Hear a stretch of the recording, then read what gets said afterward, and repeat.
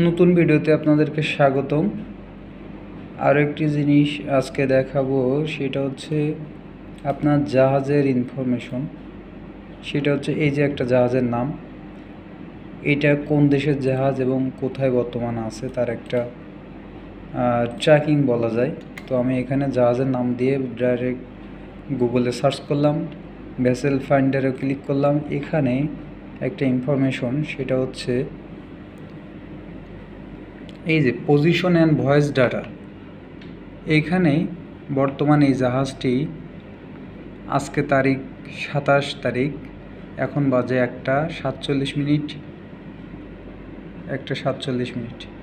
তো এখানে দেখেন 27 তারিখ 6:04 2 ঘন্টা আগের আপডেট।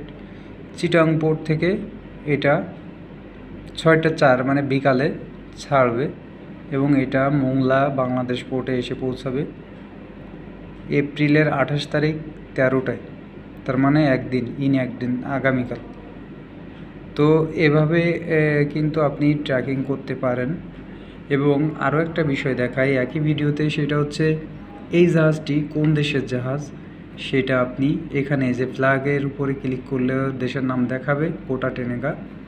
প্লাস এখানেও দেখেন এই যে মোংলা বাংলাদেশ, এখানে ফ্ল্যাগ স্টেট, আপনাকে এটা খুঁজে বের করতে হবে।